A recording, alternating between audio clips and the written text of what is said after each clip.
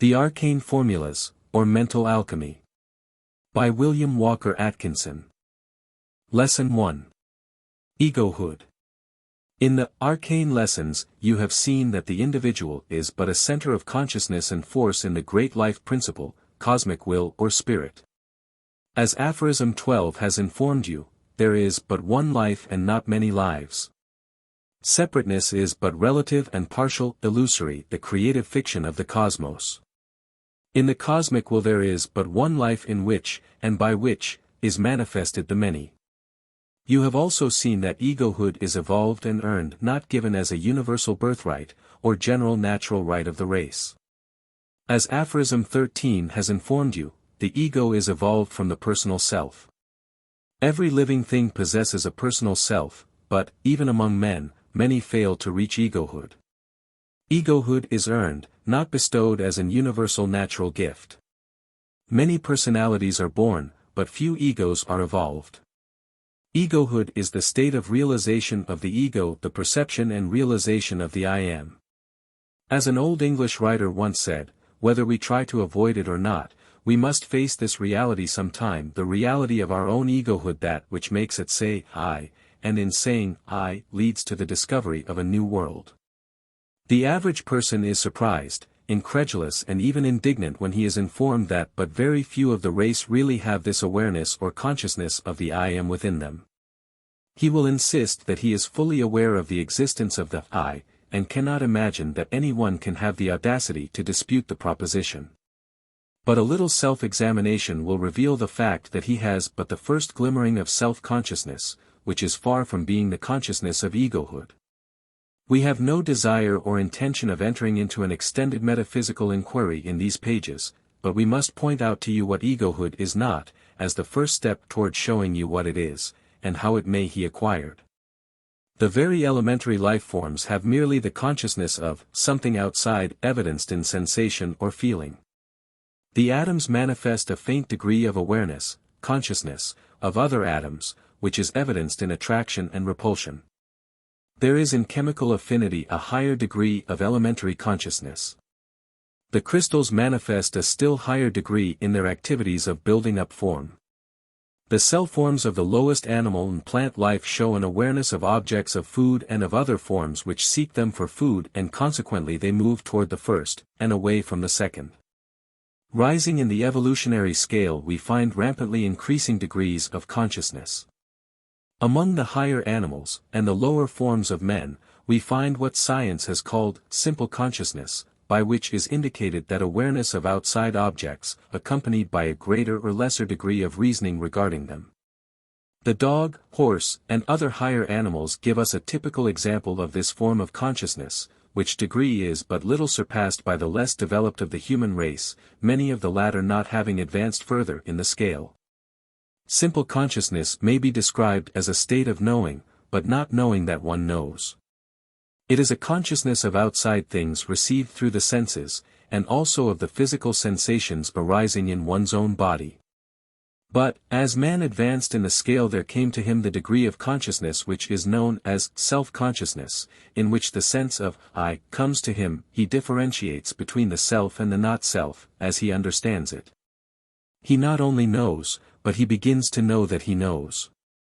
He begins to understand that he has a knowing machine, by means of which he knows, thinks, and is consciousness. The mental gaze, in this stage, begins to turn itself inward as well as outward. But the majority of the race possess this self-consciousness to but a limited degree. As a leading psychologist has well said, many persons never have more than a misty idea of such a mental attitude. They take themselves for granted, and never turn the gaze inward. Self-consciousness, like simple consciousness, has many degrees on its scale. One has but to study his fellow men in order to perceive these varying degrees. We cannot pause here to consider this stage in detail, our concern is with higher degrees. In a general way, and in order that you may make the clear distinction between simple consciousness and self-consciousness, we suggest that you think of the former as an awareness of the outside world, and one's own physical being. And of the latter as an awareness of one's own mind.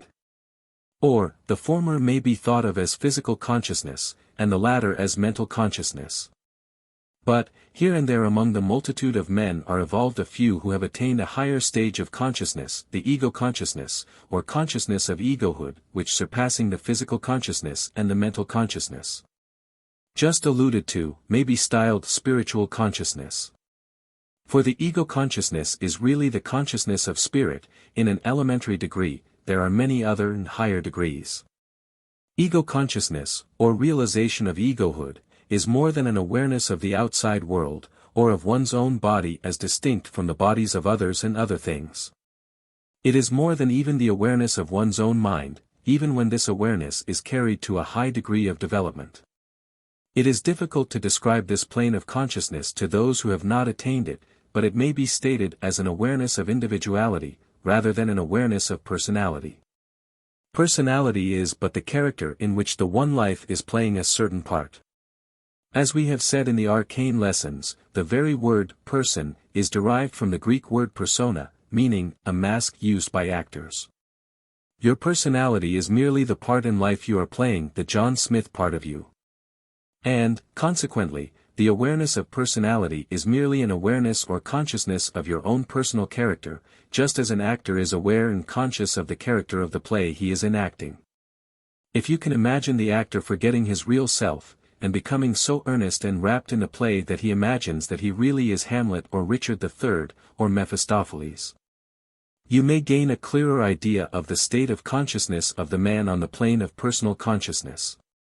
When he shakes off the illusion, and realizes that he is something more than the assumed character, when you awaken to the fact that you are something more than John Smith, then the personality is seen to be in reality but an assumed character, or mask used by actors. The consciousness of individuality is an awareness by man that he is above the limits and character of personality, that he is a center of consciousness and force in them one cosmic life. This awareness must, however, be more than a mere intellectual acquiescence in the teaching to that effect, or an agreement with some teacher. Important as these steps are in approaching the realization, they are but foothills above which tower the mountains of the real cosmic knowing. The individual must know that he is an individual, just as he knows anything that he has experienced. For indeed, he must really experience the fact that he is an ego center in the cosmic life or spirit. He must realize that he is more than body and mind, that he is, indeed, spirit in spirit. No mere intellectual acquiescence or understanding will supply the real experience of egohood. It is not necessary for one to have experienced cosmic consciousness or the awareness of his identity with the cosmic spirit as a whole, to gain egohood. This experience belongs to a higher stage. The individual must, however, experience the realization that he is an ego, a spiritual entity, before he attains egohood. Many grow into this stage naturally and by slow and gradual steps. In fact, all development must be along natural lines. One cannot be dragged or pulled up into this stage, one must grow into it naturally, as the plant develops and blooms into flower. But, and here is an important point, and one upon which depends the usefulness of these lessons, there are many who are ready and prepared to throw off the sheath of personality and to enter into the fuller life of egohood. Who are struggling with the confining bonds of personality which they find hard to throw off. To these, and to these only, the methods and exercises, herein given, will appeal. If they appeal to you, if they attract you and you hunger to put them into effect, then know that you are ready for them, and ready to throw off the confining sheaths that are binding you and holding you back. As we proceed, you will see that in this realization of egohood lies the secret of attainment, the key of power. Before you can exercise the power of spirit, you must realize that you are spirit. Spirit is the sucker of the cosmos. The ego is a focal point or center in that essence. How do you find this book? Any thoughts about the book or the author? Any suggestion for improvement? Please take a moment to share your thoughts in a comment. If you like it, share it with your friends who might enjoy it as well. Subscribe to keep in touch. Visit CompleteAudiobooks.com for more quality content. Lesson 2. Establishing the Ego, I. To establish is to settle or fix firmly, to make steady, firm, or stable, to place upon a firm foundation, to ordain permanently and with authority, etc. Therefore is this formula one of the oldest known to occultism, called establishing the ego.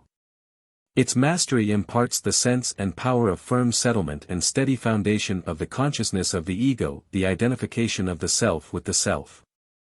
The arcane teachers instruct the neophyte that he must first of all develop this awareness of the ego, by degree, until at last the ego consciousness may become the habitual and natural consciousness, at all times and under all conditions.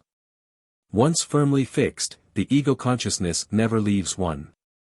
Once found, it becomes a tower of strength in which one may ever take refuge from the trials of the personal life and from which one may safely defy the things of personality. The first step of the formula is that of acquiring a clear, distinct, positive and absolute realization that the ego is not the body or physical organism, but is superior to and master of them. Even those students who have entered the plane of mental consciousness require additional drilling in order to escape completely and fully from the bonds of the physical body. The following exercise is recommended for this purpose. Exercise. Let the neophyte place himself in a quiet place, away from the disturbances and distracting influences of the outside world. Let him assume a position of rest, relaxing the tension from muscles and nerves. Then, let him fix his attention upon his physical body, first the body as a whole, and then beginning at the feet let him move the attention upward until the whole body has been included in attention, step by step, until the brain is reached. During this process the neophyte will become aware, by degrees, that he is a something inside of the body, viewing and considering the latter in all of its details, instead of being identical with the body. There will be found a dawning realization that the body is but the physical envelope or sheath in which the ego dwells or a garment which the ego has assumed for the conveniences of physical life. This realization will not come all at once, but will gradually dawn upon and in the consciousness, increasing by practice.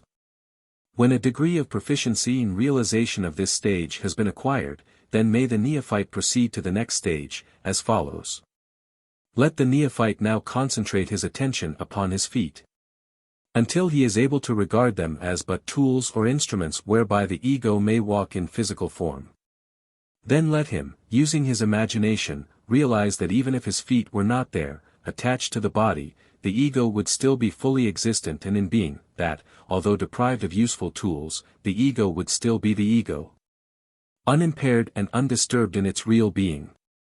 Then bring the entire lower limbs into attention, and after fixing them firmly in consciousness, let the neophyte realize that these limbs are but instruments for physical progress, useful and important, but not indispensable to the being and reality of the ego. Let him see that if these limbs were not there that the ego would still be, complete and fully existent. Then, let the neophyte bring into attention the pelvic organs, the reproductive organism, etc.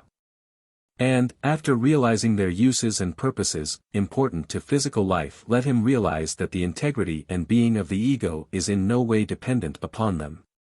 Let him, in imagination, separate himself from them in consciousness, and thus realize that even if that part of the body were removed, and missing, nevertheless the ego would be fully existent in its entirety of being. Then let the neophyte, in a similar manner, consider the abdominal organs, the stomach, liver, etc. And while realizing their value and utility in physical life, let him also realize that they, too, are but physical instruments of the ego for certain purposes, and that the ego would dwell unimpaired in being, existence and reality, were they absent. Then let the neophyte likewise consider the chest organs, the lungs, etc. And while respecting and realizing their usefulness and wonderful adaptability to purpose, also realize that the ego would be full existent and real recoil these organs or parts of the body were absent. Then let the neophyte pass on to the consideration of the head, with its various organs of sense, its brain centers and convolutions, the machinery of thought, and then realize that although it would be impossible to live as a physical being in the body without these organs, still if they were absent the ego would still be the ego, complete, existent, in reality, with integrity unimpaired. Then let the neophyte again consider the whole body, as one organism, the wonderful instrument of the ego, adapted for physical life. But let him fully realize that this wonderful machinery is but a created machine in and through which the ego manifests physical life and activity. And that the ego is above, independent of and apart from the physical body, in the true sense, for it may dwell apart from, and out of the body. After performing these mental exercises, throw the mind into and over the entire body and into and through all of its parts, the purpose of this concluding process being to re-energize the physical organism which has, in a measure, become devitalized during the analytical process. You will find that you will be able to recharge the body with vitality and make it stronger and more virile than it was before the exercise, after you once realized that it is but an instrument, or machine, which is used by and directed by the ego. The realization of the mastery of the body by the ego brings with it a new power of energizing and vitalizing the body or any part thereof. Throwing the attention to parts of the body, after this realization has been gained, tends to direct to the particular parts an increased supply of virile or vital energy. After having mastered the above exercise to a satisfactory degree, let the neophyte pass on to the following exercise. Exercise. Let the neophyte, in imagination, leave the physical body and gaze upon the latter.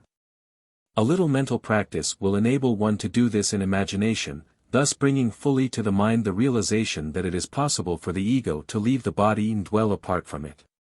When the mind has once grasped this possibility, the body will ever after be recognized as merely a physical machine, sheath or covering, of the ego, and one will never again commit the folly of identifying the I with the physical body. To those who may object that this is merely an exercise of the imagination, proving nothing, for the reason that one may imagine anything, we suggest the trial of the old occult test whereby the neophyte was instructed to try to imagine himself as dead.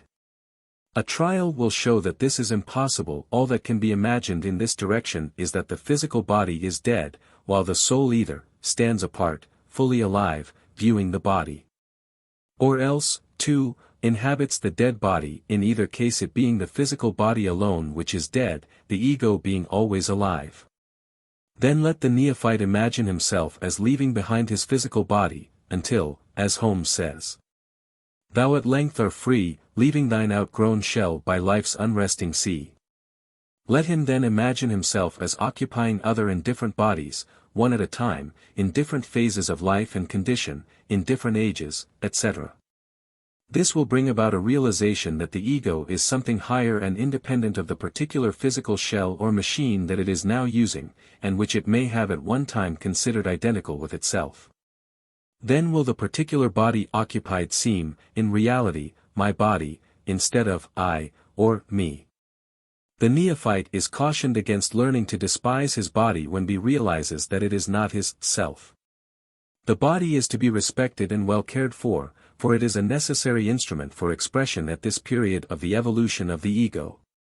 Do not make the mistake of so many who have grasped half-truths, and who despise their bodies. This is a great mistake, and we would warn all neophytes against it.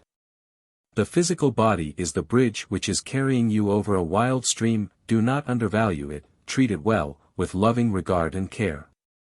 The physical body is the temple of the spirit, make it a worthy one. Keep it clean and in good condition. Let it be a worthy dwelling place of the Most High. Lesson 3. Establishing the Ego, 2.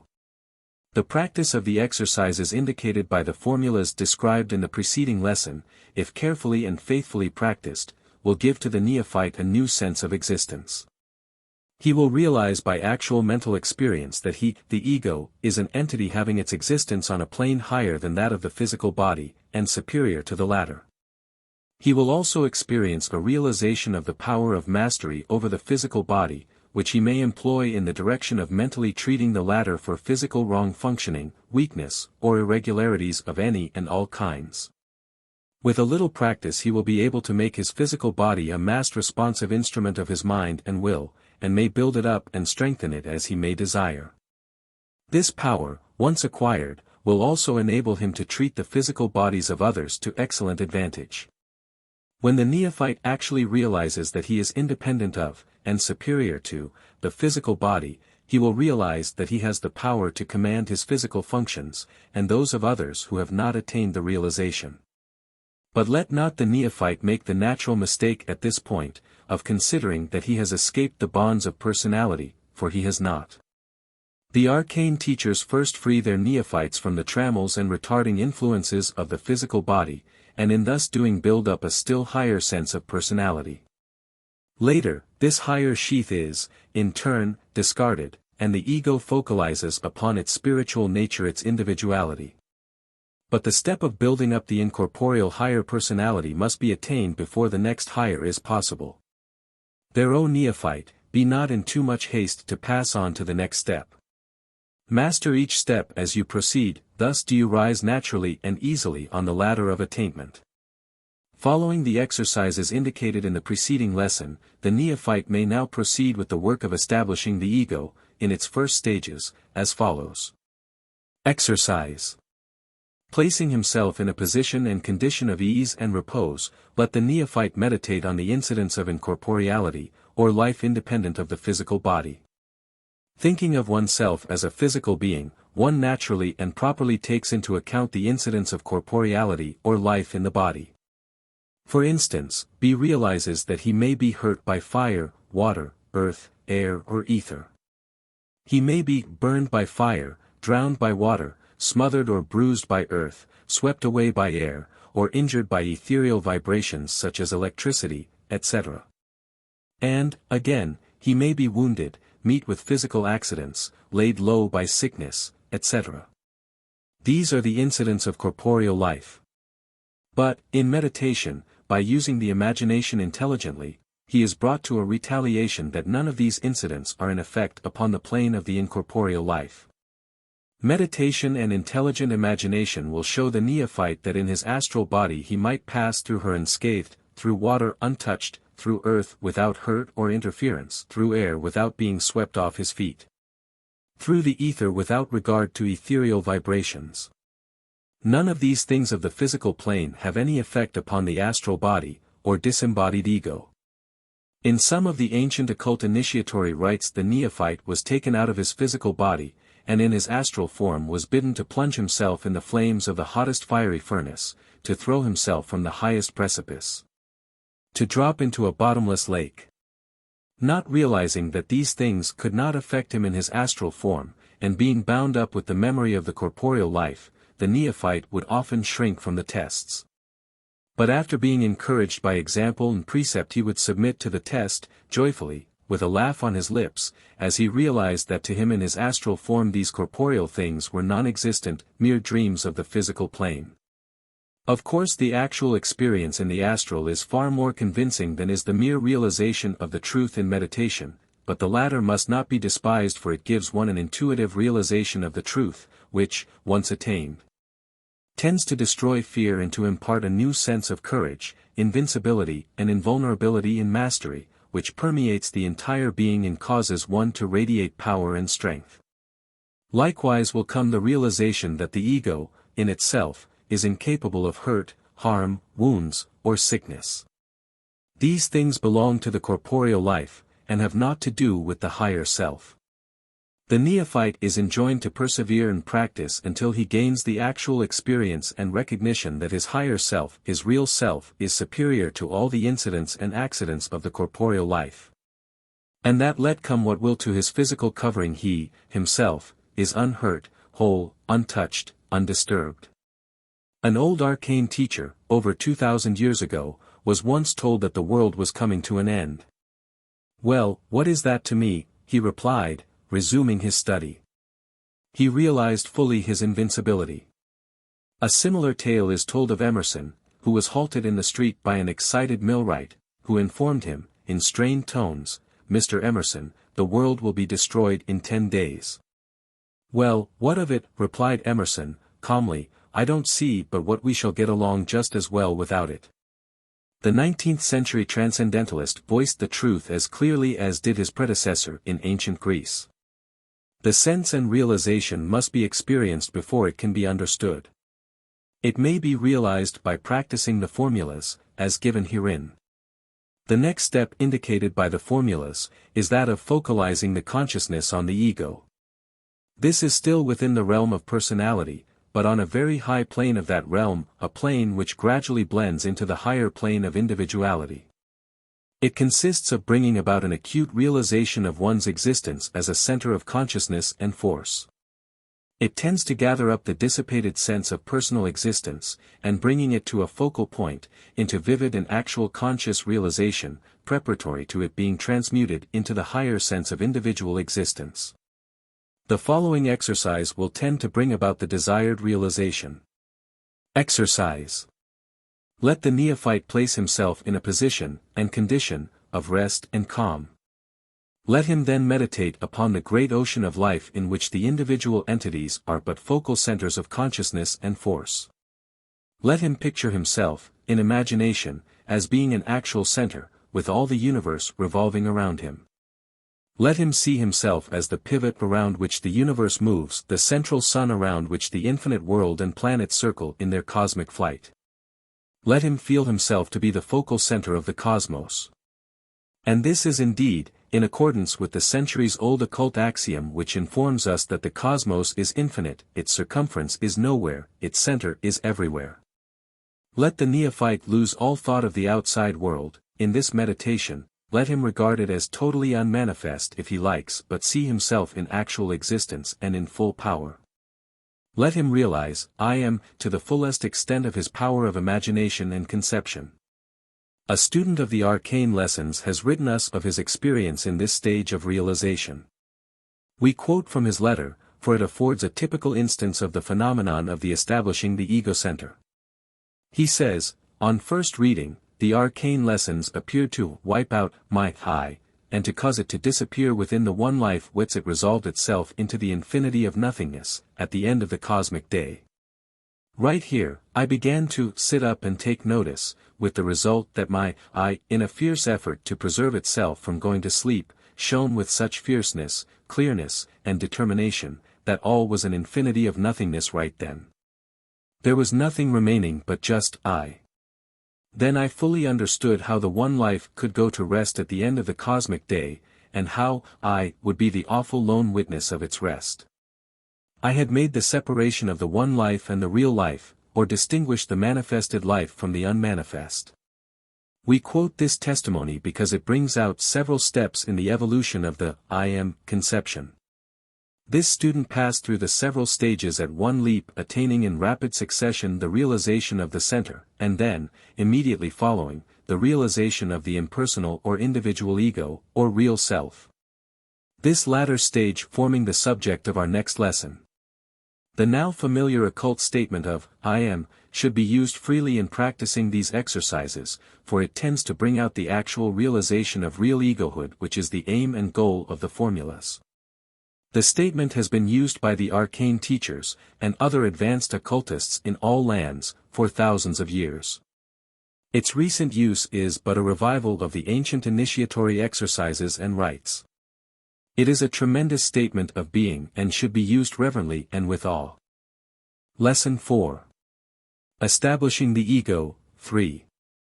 In the preceding lessons we have directed your attention to the process of mentally freeing oneself from the restrictions imposed by the illusory identification of the self or ego with the physical body, the corporeal self. If the neophyte has caught the spirit of the formulas, and has put the same into practice, he will have at least evolved into a partial consciousness or realization of the incorporeal self. But even this is but the first step toward freedom and attainment. Even with the highest conception of the incorporeal self, when the latter is bound by the illusion of personality, one fails to realize his true egohood. Only when the bonds of personality are loosened, does the ego begin to realize its true nature. Just as one is bound by the illusion of the corporeal nature of the I, so is it further bound, and even more closely bound, by the illusion of the personal nature of the ego. The ego is not only more, and greater, than the physical body it uses, but it is also more, and greater, than that part of the mind, consisting of a series of inherited or acquired impressions which constitutes the me. There is a great difference between the me and the I. The me is the individual as he thinks he is, a bundle of prejudices, tastes, ties, etc. The I is the individual as he is in reality, free from mental ties of all kinds. The me is the character being played by the ego, the John Smith part of him. The I is the real player of the part. It is often very difficult for one to disentangle and free himself from the overwhelming force of personality, so completely is the average person self-hypnotized and race-hypnotized with the John Smith idea. The arcane teachers have several formulas for unloosening the bonds of personality. Let us consider them. Let the neophyte place himself in a position and condition of restful, calm repose. Then let him take mental stock of himself. Let him ask himself the question, what am I? He will find, upon self-examination, that he considers himself to be a certain person, John Smith, for instance, aged 45, grocer, of Cincinnati, Ohio. This John Smith has a character of his own, which he supposes to be himself. Laying aside the illusion of the appearance, shape, form, etc., of the body, he will still find that he has decided personal characteristics. He likes certain things, he hates certain others. He is tied tight by his likes and dislikes, his loves and hates, his tendencies, his general nature, and characteristics, in short. He imagines that these things are himself, and that if they were taken away from him, he would cease to exist. Then let him proceed as he did when divorcing himself from the illusion of the corporeal self.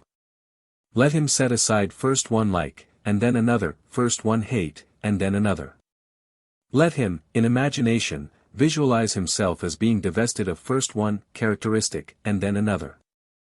As the process continues, the neophyte will find, much to his surprise, that notwithstanding that his most cherished and firmly rooted characteristics are sheared away from him, he himself remains. He finds that when all his mental feelings, as well as objects thereof, are removed from his mental vision, he, himself, remains. He will find a something remaining that is back of, underneath, and at the center of all these feelings and characteristics, and which persists in full vigor when they have been stripped away from him. Then let him, mentally, in imagination, see himself as acting out other characters. He will find that he is able to play out Hamlet, Richard III, Mephistopheles, Micawber, and a host of other characters, as well as he has been playing the old John Smith part, which he has been imagining was himself. He will then see that just as the body was but an instrument and covering, too is this habitual character, but an instrument and mental covering, useful but not essential to his being, something that can be put on and taken off, something that could be exchanged without affecting the I. He will realize that this character is but his me and that he may have other me's at will. But the I remains the same in each case. But, try as he may, he will never be able to shake off or discard the I. He will find that this I is unchangeable, and cannot be gotten rid of, for it is himself, his real self. He will find this same I always at the center of every character he assumes, always behind every mask he places before him. He will find that it will always be the same old I, of which he can always, and must always, say, no one can truthfully assert of his real self, I am not. Such a statement is always a lie upon the face of truth. One may say, I am not this, or I am not that, but he can never say of that central I, that it is not. This I is always the actor, the doer, the seer, the thinker. It is always the center. Divested of every characteristic, and there will always remain that something that is.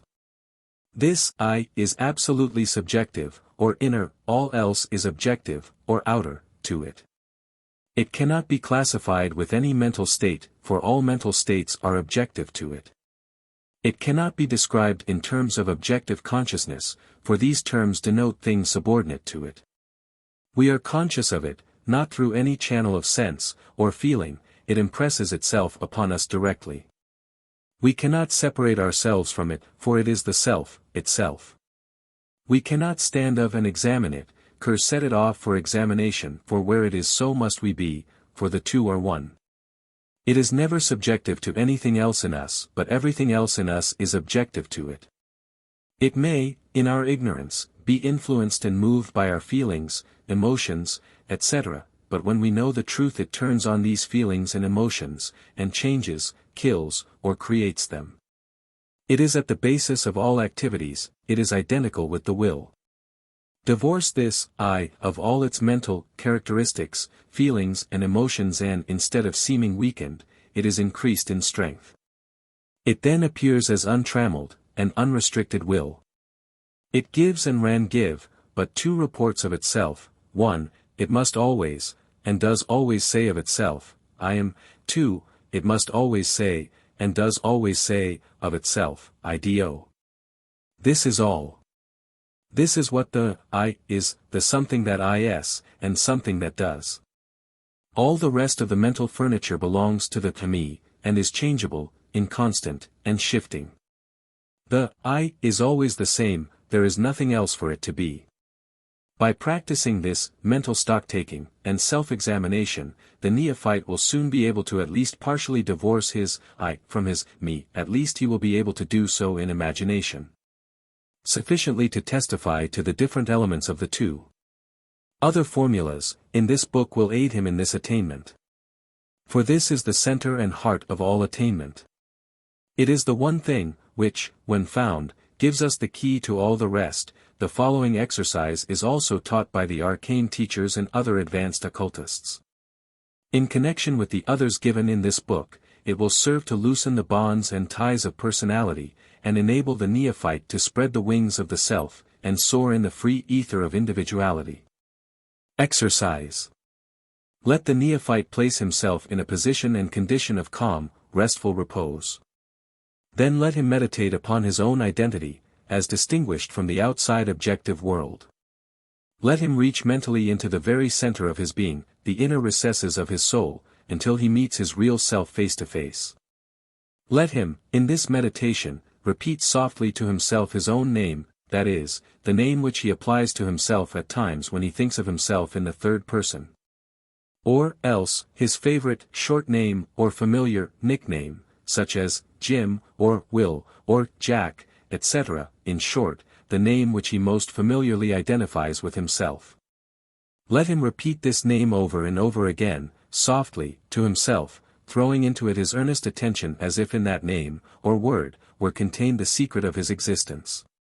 In many cases the neophyte will find that he is lifted up to a higher plane of being or consciousness, in which he sees more clearly the light within, and hears a few strains from the great song of life. If the experiment succeeds, he will realize, as never before, the reality of the I, the secret of the ego. Rudyard Kipling, in his great story of Hindu life, entitled Kim, speaks of this practice familiar among Oriental people. He describes his hero, Kim, attempting to gain this state of consciousness. We quote from this book, as follows. A very few white people, but many Asiatics, can throw themselves unto an amazement, as it were, by repeating their own names over and over again to themselves. Letting the mind go free upon speculation as to what is called personal identity. Who is Kim, Kim, Kim? He squatted in a coma of the clanging waiting room, wrapped from all other thoughts, hands folded in lap. And pupils contracted to pinpoints, in a moment, high another half-second, he felt that he would arrive at the solution of the tremendous puzzle, but here, as always happens. His mind dropped away from those heights with the rush of a wounded bird, and passing his hand before his eyes, he shook his head. A long-haired Hindu Bairagi, holy man, who had just bought a ticket, halted before him at that moment, and stared intently. I also have lost, he said sadly. It is one of the gates of the way. What is thy talk, said Kim, abashed. Thou was wondering there in thy spirit what manner of thing thy soul might be. I know. Who should know but I? Tennyson, the great English poet, in his letters to and conversations with his intimate friends and relatives, terrified to having experiences of this kind. Occasioned by repeating his name to himself in a manner resembling the practice of the ancient secularists, and of the Hindus of today, as mentioned in Kim. He stated that he was lifted into another world in which he was given a positive assurance of his spiritual nature and immortality, a condition in which the fear of death became laughable. He also stated the same idea in the following verses. And more, my son, for more than once when I sat all alone, revolving in myself. That word which is the symbol of myself. The mortal symbol of the self was loosed. And passed into the nameless, as a cloud melts into heaven. I touched my limbs, the limbs were strange, not mine and yet no shadow of doubt, but utter dearness, and through loss of self the gain of such large life as matched with ours were sun to spark, unshakable in words. Themselves but shadows of a shadow world. Lesson 5. Will Focalization. The neophyte who has advanced to the stage in which, in the ancient occult parlance, he has found himself, has discovered that his real self is something far different from anything that he ever had imagined it to be. Instead of being an entity with distinctly marked characteristics and personal peculiarities, he discovers that it is a something the nature of which can be stated only in the sense of potentiality. We do not mean for a moment that the ego is existent only in a potential sense, on the contrary, it is actually existent in the most extreme and positive sense. In fact, its existent being is endowed with such a degree of actuality that all else seems to fade into relative non-existence. There is no question of, I am not, about the ego, it is first, last and always a something of which the positive am, can, and must be, asserted. It is only when we come to examine the nature, attributes, and qualities of this, I am ego, that we are forced to use the terms of potentiality instead of actuality. Let us consider this a little further, for in its understanding lies the solution of many occult paradoxes. In the first place, if we are keen analytics, and understand the precise terms of philosophical psychology, we will learn that the formulas for establishing the ego, and the practice of the exercises arising therefrom, have divorced from the ego the usual attributes, characteristics, and personal peculiarities which are popularly supposed to belong to, and to be inseparably connected with it. Setting aside as the not I, first one feeling and then another, first one emotion and then another, first one characteristic and then another, first one personal peculiarity and then another, and placing them in turn in the not I category, the neophyte finds that after he has stripped the ego of all the attributes of personality, there is still a something left, an irreducible element, an insoluble residuum, assert, or something which while actually existent yet is incapable of being described, expressed or designated by rational terms, a final algebraical S, or unknown ultimate element. As to the existence of this unknown element, or ego, there is no doubt in the occult teachings, differ as the modern philosophies may about the matter, moreover. It is a matter which may be determined by the conscious experience of anyone who will practice the exercises of the formulas, in the proper way. The I am will always be found at the center of the self, and will always respond, I am.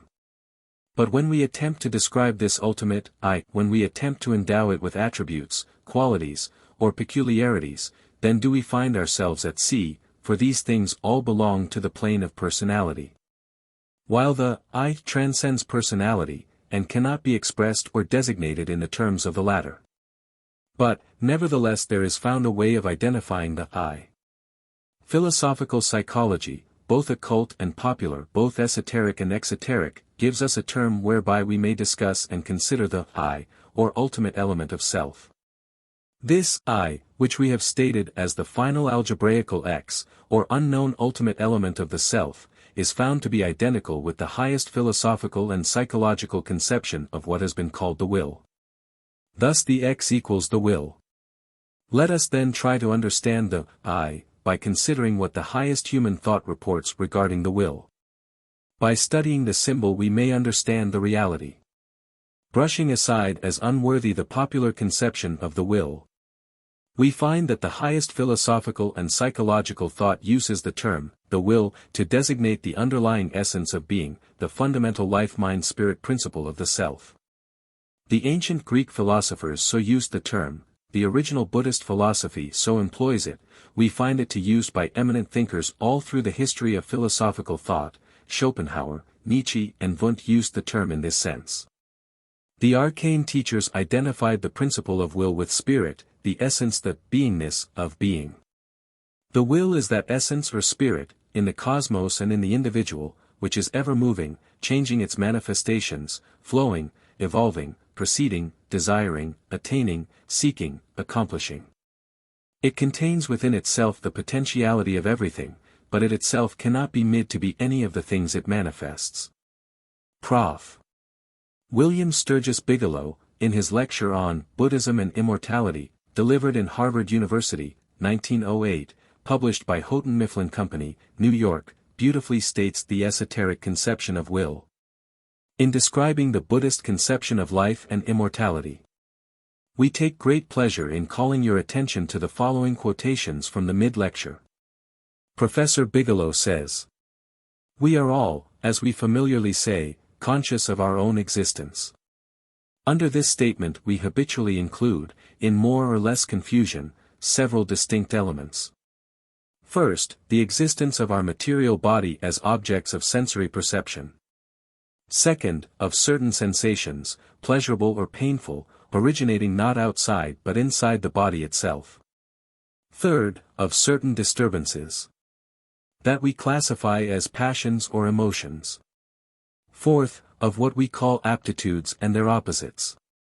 Fifth, of desires or inclinations and their opposite. Lastly, of something of a wholly different character, consciously closer to the center than anything else, and differing from the other forms in being the only form of consciousness to which we are not pumice. This we call will. We say, I feel sensation, pain or emotion, but we never say, I feel my will. It is always subjective and active. This will is a part of the normal consciousness of each one of you, yet it is neither a part of sensation nor emotion, but, on the contrary, is capable of dominating both. What is it? Ask your own consciousness. Sensations originate outside and inside the body, emotions, inside, but the will is deeper than either, and they are both objective to it. We cannot classify it with anything else. We cannot describe it in terms of any other form of consciousness. We are conscious through our bodies and of our bodies, but the consciousness of the will is direct. We cannot separate ourselves from it. We cannot stand off and examine it. We cannot modify it by anything else. It itself modifies everything within its scope. Other forms of consciousness are objective to it, but it is never objective to them.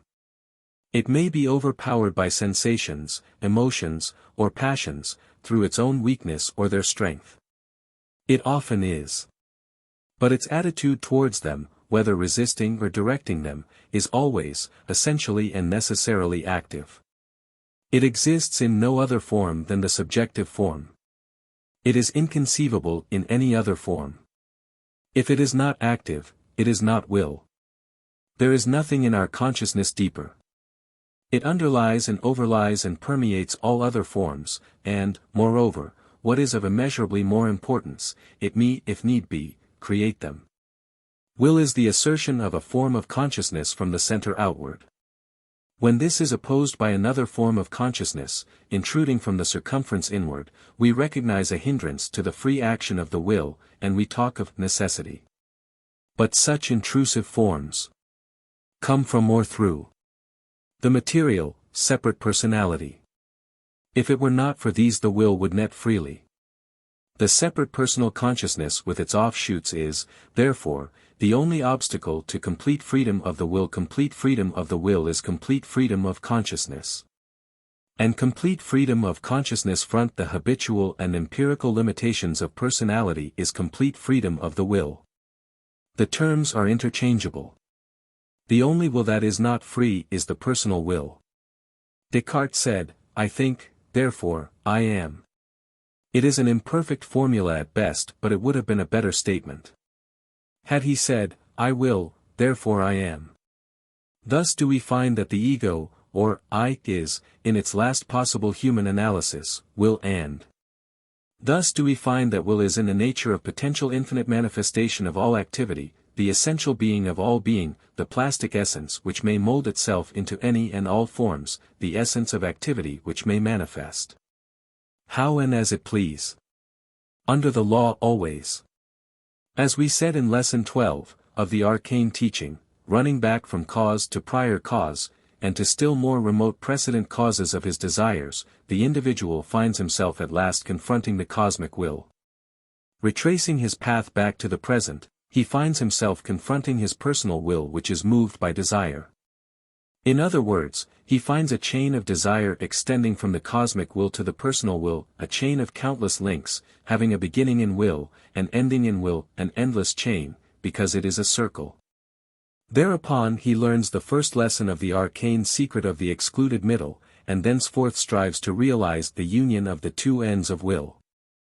From the realization of this union arises the individual will, the positive will of the ego. In this process the law of cause and effect is not violated, but will is made the cause of will, the cause and effect merge. When this is attained, then does man indeed become the master. Lesson 6. The excluded middle. In closing the preceding lesson, we referred to the secret of the excluded middle. This is one of the most ancient and fundamental formulas of the secret doctrine or arcane teaching of the ancient occult fraternities. It was regarded as the keystone of the mystic arch. Those who grasp the inner spirit of this secret are, as the aphorism informs us, well on the road to mastery. Let us refer you to aphorism XX at this place. The aphorism informs us that, when a man attains individuality egohood, he enters upon the plane of will, and rises above the plane of desire.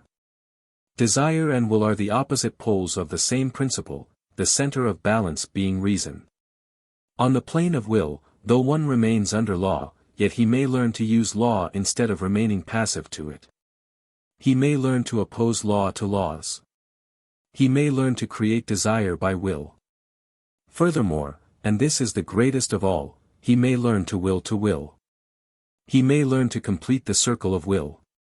He may learn the secret of the excluded middle. When this last secret is learned, man is well on the road to mastery. We have seen, in the arcane teaching, that from the cosmic will, which is the principle of will, the cosmos has been evolved. We have seen how this evolution has progressed under the law of orderly trend and logical sequence, the active principle of which has been desire, which is but the negative pole of will. We have seen that there is an unbroken chain of sequence extending from the cosmic will to the I, which latter is but a focalized center of will in the great cosmic will. At the personal or individual end of this unbroken chain, we find the I, or individual will, but we find that this individual will is conditioned, restricted, bound and hampered by the accumulated sheath of evolutionary growth. To the extent of even doubting its own identity or nature. The idea of separateness has crept in, and the I fails to realize that it is identical in nature and substance with the great cosmic will, in which it is a center or focal point. So entangled is it in the bonds of personality, so deluded by the illusions of the John Smith nature and characteristics, that it imagines itself to be a thing apart. It feels the personal conscious on all sides, and actually imagines that it, the I, is really this bundle of mental states, impressions and ideas that belong to John Smith. It has exchanged its cosmic birthright for the humble mess of pottage of personality. The Hindus tell a tale of one of the great gods, Indra, who, following a caprice, incarcerated himself in the body of a pig. He took unto himself a pig mate, and raised a brood of little pigs. He lost all sense of his own identity, and was thoroughly hypnotized with the idea that he was a pig. The fellow gods, grieved at his illusion in his pitiful state, called upon him to come out of the pig state, telling him that he was a great god and not a swinish creature wallowing in the mud. He grunted out a denial, saying, "I am a pig, not a god, let me alone." They persisted, and he continued to repel them. They killed his pig mate, and his little pigs, but he squealed out his sorrow and rage, and tried to destroy the gods in his wrath. Finally they killed his pig body, as a last resort, and lo! Indra, the god, stepped forth in all his glorious power, and laughed in astonishment when he realized the extent and degree of his late illusion. By this parable, the Hindu teachers impress upon their cellist the fact of their real self. A well-known occult writer, in her little compilation of the ancient teachings, entitled Light on the Path, says, seek in the heart the source of evil, the illusion of personality, and expunge it. It lives fruitfully in the heart of the devoted disciple, as well as in the heart of the man of desire. Only the strong can kill it out. The weak must wait for its growth, its fruition, its death. And it is a plant that lives and increases throughout the ages. It flowers when man has accumulated unto himself innumerable existences. He who will enter upon this path of power must tear this thing out of his heart. And then his heart will bleed, and the whole life of the man seem to be utterly dissolved. This ordeal must be endured. It may come at the first step of the perilous ladder which leads to the path of life, it may not come until the last. But, O disciple, remember that it has to be endured, and fasten the energies of your soul upon the task. Live neither in the present nor the future, but in the eternal. This giant weed cannot flourish there. This blot upon existence is wiped out by the very atmosphere of eternal thought. Each man is to himself absolutely the way, the truth, and life. But he is only so when he grasps his whole individuality, personality, firmly, and, by the force of his awakened spiritual will, recognizes this individuality, personality, as not himself, but that thing which he has with pain created for his own use, and by means of which he purposes, as his growth slowly develops his intelligence, to reach to that life beyond individuality, personality. Seek it by making the profound obeisance of the soul to the dim star that burns within. Steadily, as you watch and worship, its light will grow stronger. Then you may know you have found the beginning of the way. And when you have found the end, its light will suddenly become the infinite light. The paraphernalia of personality is the middle, the connecting links between the cosmic will and the individual will, the one being and the I. By excluding it, the I is merged in consciousness with the cosmos, he attains cosmic consciousness.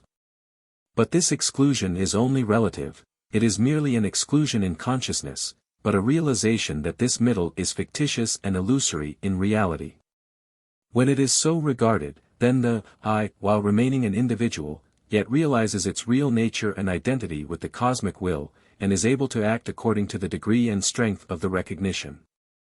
This process of exclusion is slow and gradual, it begins with an intellectual conception of the truth, which then gradually evolves into a greater and broader experience and realization as the neophyte progresses along the path of attainment. By excluding the middle or personality, it is not meant that the individual should cease using his personal instruments of expression and life. On the contrary, he only then begins to use them. For, previous to this realization, the things of personality have used him, instead of he using them. As the old occult aphorism informs us, all things are good for the individual to use, but none of them are good enough to use the individual. The advanced occultist first learns to set aside the things of personality, learns to do without them, learns that he does not need them to remain, then, having freed himself, mentally, from them, he returns and uses them. Intelligently and properly, and positively. This the difference between mastery and slavery. As Carpenter, the English poet, sings. To die, for this into the world you came. Yes, to abandon more than you ever conceived as possible. All ideals, plans, even the very best and most unselfish, all hopes and desires. Modes of life, habits, predilections, preferences, superiorities, weaknesses, indulgences. In one word, to die. For this into the world you came. All to be abandoned, and when they have been finally abandoned, then to return to be used, and then only to be rightly used, to be free and open forever. Be not torn by desire. Slowly and resolutely, as a fly cleans its legs of the honey in which it has been caught. So remove thou, if it only be for a time, every particle which sullies the brightness of thy mind. Return into thyself content to give, but asking no one. Asking nothing. In the calm light of his splendor who fills all the universe, the imperishable indestructible of ages. Dwell thou, as thou canst dwell, contented. In place all are to be used. Yet in using be not entangled in them. For then already are they bad, and will cause thee suffering. When thy body, as needs must happen at times, is carried along on the wind of passion, say not thou, I desire this or that.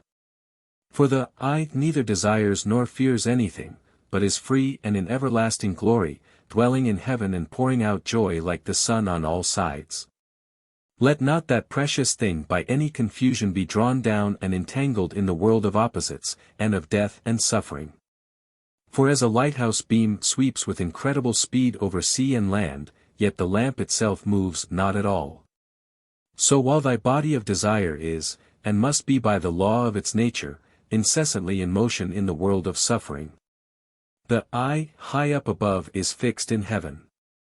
Therefore I say let no confusion cloud thy mind about this matter.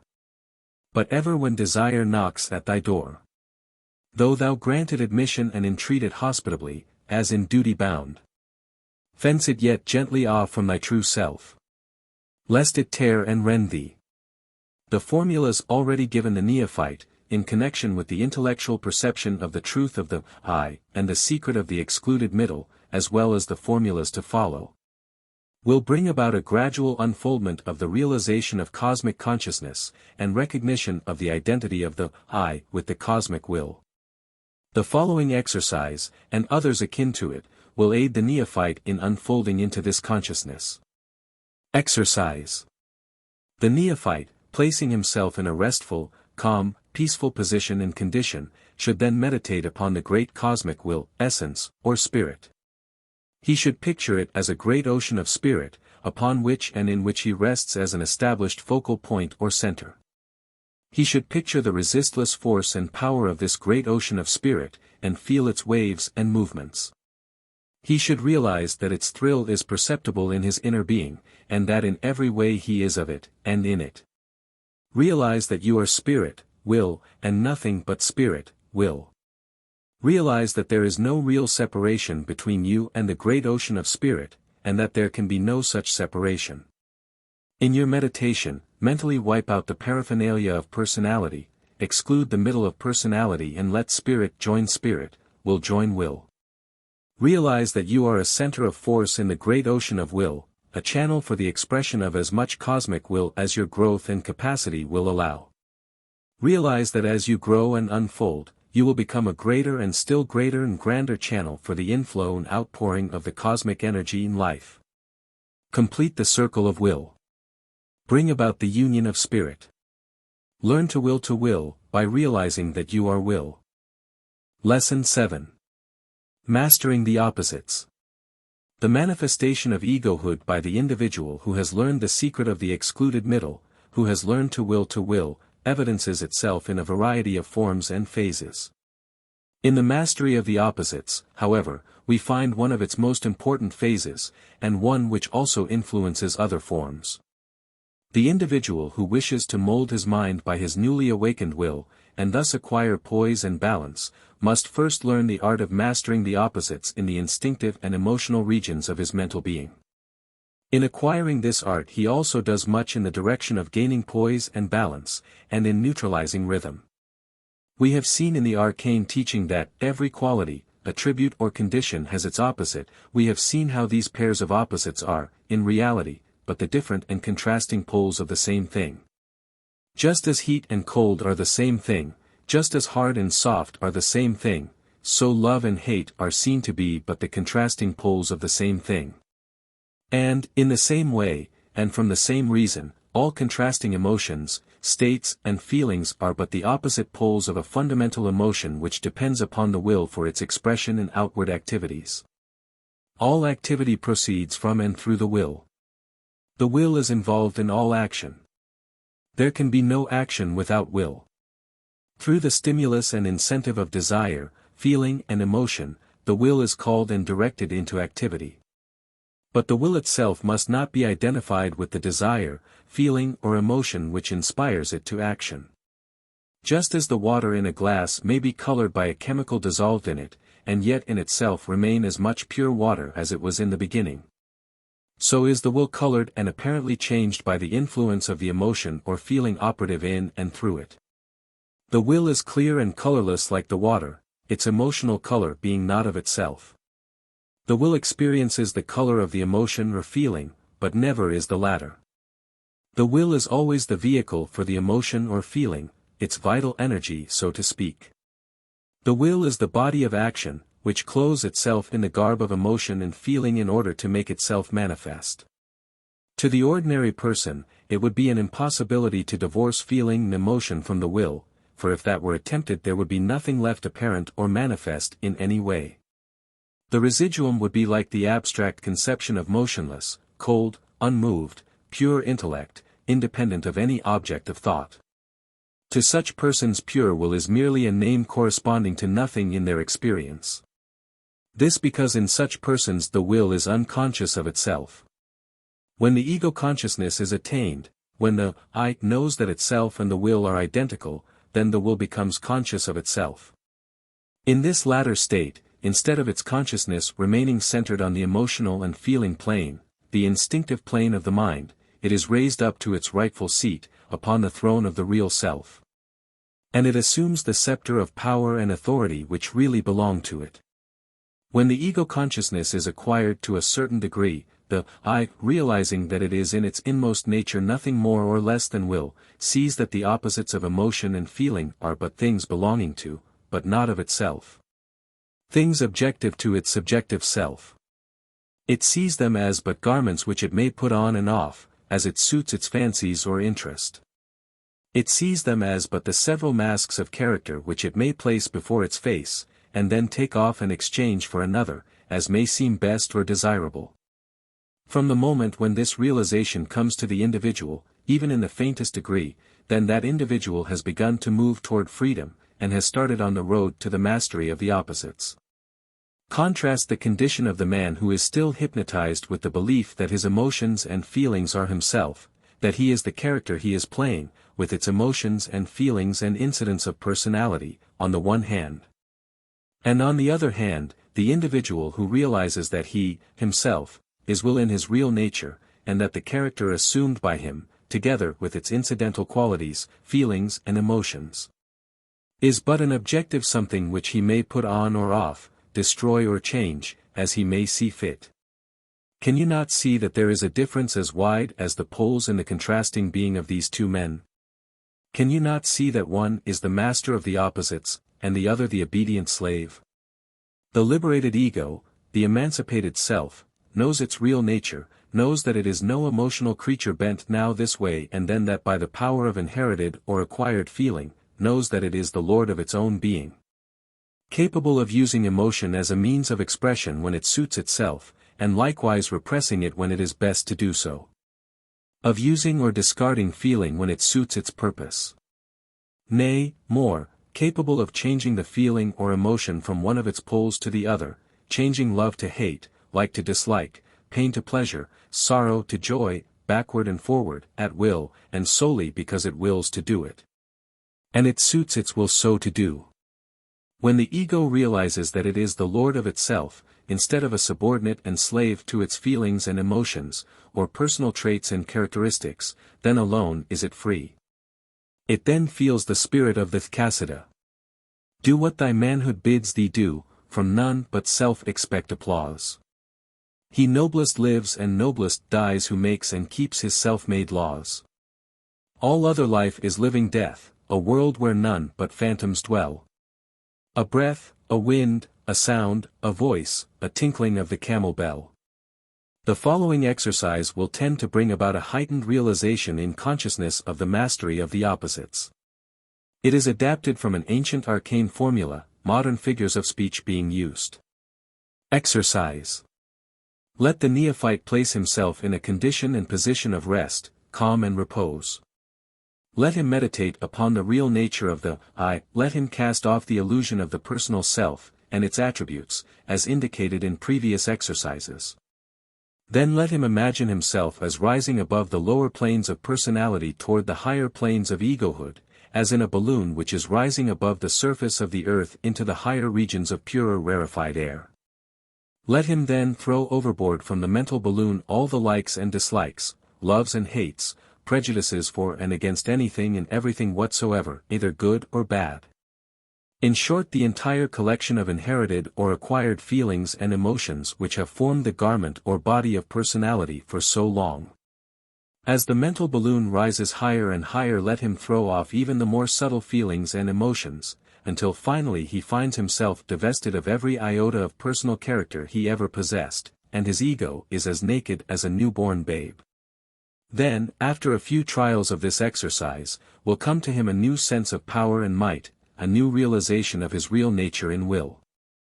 Then will he realize that the pairs of opposites of the personality are but masks and clothing of the character he has been playing.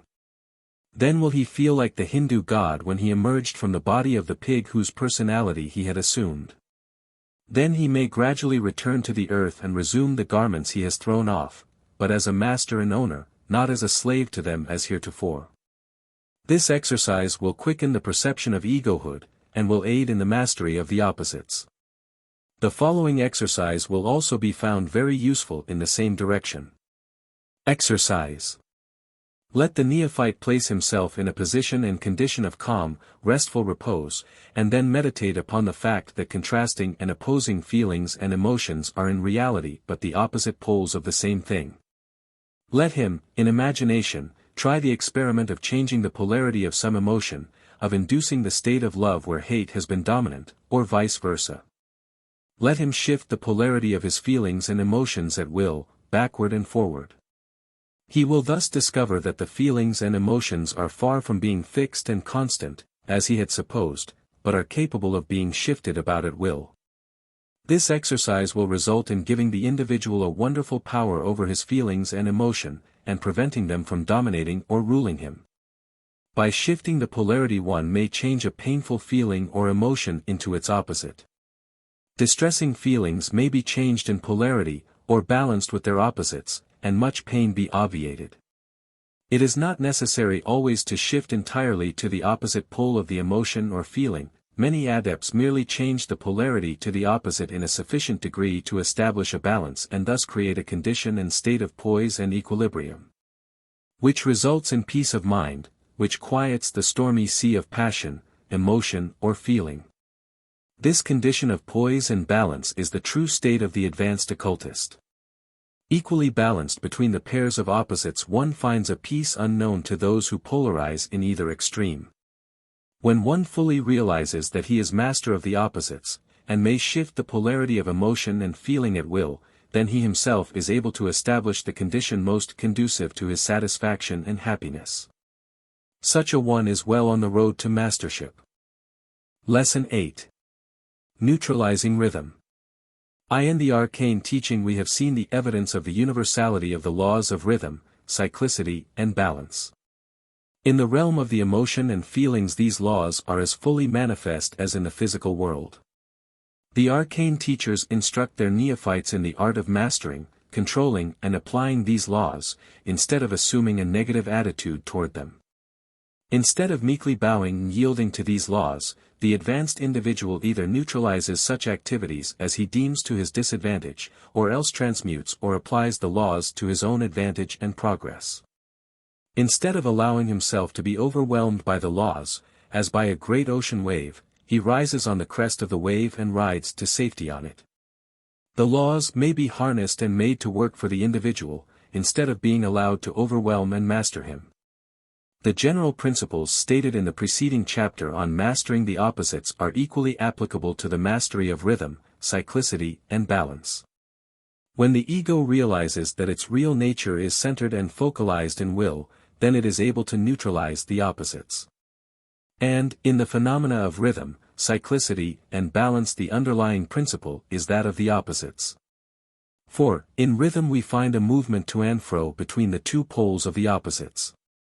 In cyclicity there is a circular movement imparted by reason of the poles, or opposites, of center and circumference. In fact, many cyclic movements are merely forms of rhythm, as we have seen in the arcane teachings. And, in balance there is evidence the presence of the two poles or opposites, the weights of each tending to maintain the balance or compensation. And, poise, that great attainment, is accomplished by preserving the right relation between the poles or opposites. So, you may see, that in the mastery of the opposites the neophyte really acquires the mastery of rhythm, cyclicity, and balance. The principle of polarity underlies everything. The law of rhythm is best described in the words of the aphorism, which informs us that everything moves to and fro in rhythm, between its two poles. Everything rises and falls in rhythm, within the limits of its nature. Everything advances and retreats in rhythm, within the limits of its power. On the plane of emotion and feeling, the law of rhythm is constantly in evidence. We find that we swing like a pendulum between the extremes or poles of our feelings or emotions. Today we are sad, tomorrow we are joyful, today we are gloomy, tomorrow we are bright and hopeful. Today we are slothful, tomorrow we are active and energetic. A study of our emotions and feelings will reveal to us the fact that these mental states are like the ocean and have their tides, in and out, high and low, flood and ebb. We find action and reaction ever evident in our emotional life. Moreover, we find that when we indulge in an extreme degree of any emotion or feeling, we have a tendency to fly to the opposite pole of that feeling or emotion. The law of reaction follows the action. The reaction may arise either from a revulsion occasioned by a sense of impotency or powerlessness to attain the object desired or hoped for, or else from a satiety resulting from the attainment of the object of the desire and the discovery that it was not what we had expected of it. We need not point to special examples of this, for the experience of everyone who reads these words will supply the necessary examples. Love, hate, or anger, if carried to an extreme point, have a tendency to fly back to the opposite pole with a startling rapidity. And, likewise, extreme elation is very apt to bound back to its extreme opposite and cause us to experience extreme depression. This is so common that the mere mention of the fact is sufficient to prove it to anyone. In the same way, many know that fear and courage have a tendency to react into each other, if either be carried to an extreme. Many a man manifesting extreme courage will find himself swung suddenly back to a state of dire fear. In the same way, and from the same law, many have found themselves in a state of extreme fear. And then suddenly, when they could proceed no further, they would experience a sudden bound of desperation carrying them to a state of extreme recklessness and daring. The experience of soldiers have shown the bravest men suddenly possessed of a pitiful fear, the reaction from the courage. And, likewise, we see the manifestation of occasional bursts and spurts of reckless daring and startling foolhardiness from notorious cowards. We, personally, know of a case in which a man who was a self-confessed coward, was suddenly overcome with such a revulsion at his own lack of courage that he sprung to the fore and performed a deed so startling, daring, and reckless that he won a special mention in the report of the battle and was ever afterward regarded as a man of the highest courage. Persons who dwell principally on the plane of the emotions live in a state of alternate heaven and hell. Now enjoying to the fullest the upward swing, they revel in the ecstasies of emotional feeling until they feel as if they were indeed gods. Then comes the backward swing, which plunges them into the hell of depression, melancholy, remorse, regret, or feeling of impotence and uselessness. The more emotional the person, the higher and lower in the scale of feeling does he travel. Those who are willing to pay the price of these extremes, the toll of feeling, are of course free to do so. But the individual who finds himself resting on will, his real nature, grows impatient and restless under the force of the play of his emotive nature, and is forced to take steps to master and rule that part of his being. Instead of swinging backward and forward between the poles of emotion and feeling, he seeks and acquires the balance and poise of the focalized will. The first step in the direction of neutralizing rhythm lies in the realization of the existence of rhythm itself. When one comes to realize that the hot fit is certain to be followed by the cold, the high by the low, the exaltation by the depression, the courage by the fear, the activity by the slothfulness, and vice versa, then does he cease to identify himself so closely with either of the poles, and, on the contrary, grows to regard them as mere natural incidents of his mental nature. He values them at their true worth, and refuses to allow his will to become involved in his emotion and feeling. He knows that his depression will be followed by a stage of reaction, and so he refuses to take his depression seriously. Likewise, knowing the truth, he refuses to allow his exaltation to excite him unduly. In short, he centers more and more upon his will nature, and from that position he stands aside, as it were, and watches calmly the swing of his feelings and emotions between their two poles. In a way, he detaches himself from the swing of the rhythmic emotions, and lives on the plane of will. This mental state may be figuratively pictured as the individual resting on the plane of will, and watching the swing of the emotional pendulum beneath him, on a lower plane, without allowing his will to become involved. The neophyte may acquire this immunity from the effect of emotional rhythm by focalizing on his will when he is threatened adversely by the emotional feeling. He will acquire a mental knack of rising above the plane of emotional feeling, or to the plane of will, and there calmly watching and observing the storm of emotion, without being influenced by it. It is like one sailing in a balloon above the storm clouds which are thundering, and flashing lightning, beneath him. On the plane of will there is peace and power undreamt of by those still on the emotional plane. But this immunity to rhythmic emotion does not come to the neophyte all at once. It is a matter of time, practice and growth. It is aided by the steady practice of refusing to take the emotional swing too seriously. Refuse to admit it as being yourself, deny away its reality.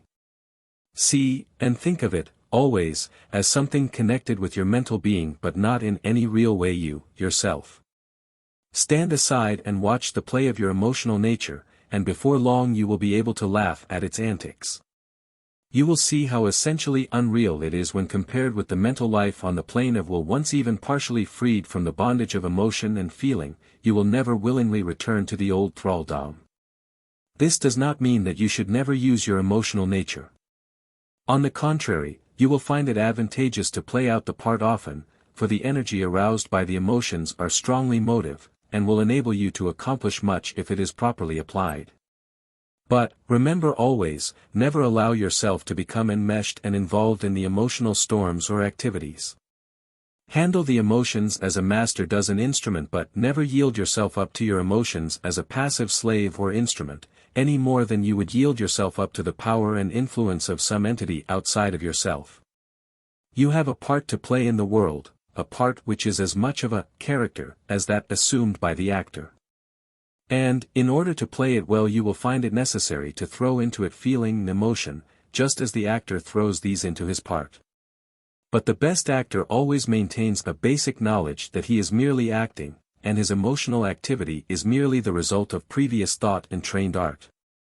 Art in the management of the emotion consists in selecting the emotional activity adapted to the accomplishment of the task or work on hand, and the restricting of all other emotions. Instead of being a blind tool and instrument of the emotional nature, you should use the latter rationally, selecting that which is desirable and helpful, and restraining the rest. Beware always of the reaction and return swing of the emotional pendulum of rhythm. When it swings back from a desirable emotion, do you then mount to the plane of will, and from there view it smilingly and with equanimity. Take what you want, and neutralize the rest. Lesson 9. Cyclicity and balance. The swing of the rhythmic pendulum is always at right angles to its central line of suspension, always to and fro, backward and forward, from a fixed center of gravity which is directly under its point of suspension. A similar law is evident in the movements of a body revolving in a circle, in which is manifest the power of the central point which holds the body from flying off into space. And also the power which causes the body to continue in cyclic revolution instead of falling toward the center. In fact, the cyclic motion is merely another form of rhythm and is dependent on the latter, just as rhythm, itself, is dependent on the existence of the law of opposites, or polarity. Polarity, or the opposites, is the fundamental cause of both rhythm and cyclicity. All active movement expresses itself in rhythmic motion, between its two poles or opposites. But this rhythmic motion is not necessarily always in a straight line, as in the case of the pendulum. In fact, the motion of large bodies, and also of races, history, events, etc., is generally in a circle. This results from the attraction and repulsion of objects and forces outside of the swinging thing, which tends to draw it out of its backward and forward swing, and which gradually converts the straight line of the swing into a circle. Consequently, on all sides, and in all things we find the law of cyclicity in full operation. As the aphorism states, cyclicity is akin to rhythm, and arises by reason of it. All events tend to move in cyclic trend, in constant circular movement of continuous recurrence. The only escape from cyclicity is found in the process of transmutation into spirality. This is accomplished by advancing the central point of motion. The conversion of the circle into the spiral is one of the highest forms of mental alchemy. It is evident to all who will examine the subject that the mental life of the average person is merely the constant traveling round and round in a recurring circle, the circle gradually widening from childhood to the prime of life, and then narrowing from that time to old age and death.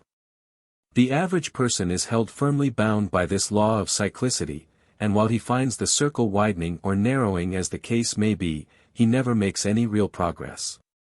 It is always a constant swing around the same old central point, a process similar to the travel of the squirrel in the treadmill of his cage, a constant traveling which results in his getting nowhere.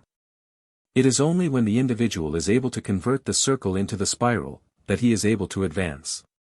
All real advance is accomplished in this way. Many acquire spirality, by accident, as it were. They find that by the assertion of the ego, by the use of the inner will, they are able to advance the central point of motion. Advanced occultists are able to consciously advance their central point of life motion, and thus to do intelligently that which the average person does to a lesser degree under the unconscious influence of circumstances. It is most difficult to render simple and plain the arcane formula regarding this form of mental transmutation. For it is so bound up with the conscious use of the will that it cannot be understood except by those who have felt the realization of the will, consciousness. It may be described in this way, however: the average person merely desires to advance. This desire exerts more or less influence on the will. When, however, a person has learned to will, he is able to accomplish far more than he could by the mere power of plain desire. By his conscious will he is able to project his ego a step or more in advance in the cosmic scale, and thus establish a new center of cyclic motion. By the increasing power which comes to him gradually by this conscious use of the will, the individual establishes a habit of spiralic progression which replaces the old simple cyclic movement. The neophyte, by cultivating the habit of constantly willing an advance at each circle, will find that though his life still maintains its circular movement, yet at each return to a given point will he advance a little higher in scale and plane. Just as a traveler ascending a mountain must needs go round and round it, each time a little nearer the peak, so will the traveler along the path of attainment find that at each circling the old paths will be below him. The study of the succeeding chapters of this book will give the neophyte additional instruction and suggestions in the direction of the use of the visualizing power of the mind to bring about desired conditions. Visualization may be employed in this matter of converting the circle into the spiral, as well as in the minor matters of life. The distinguishing mark of the advanced occultist, or individual who has found the real self, is poise or balance.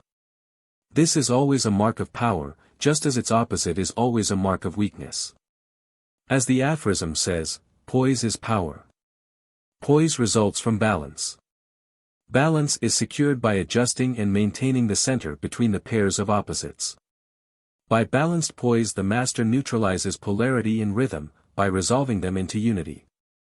In the heart of the storm is peace. In the center of life there is poise and power. Seek it ever, O neophyte, for in it thou shalt find thyself.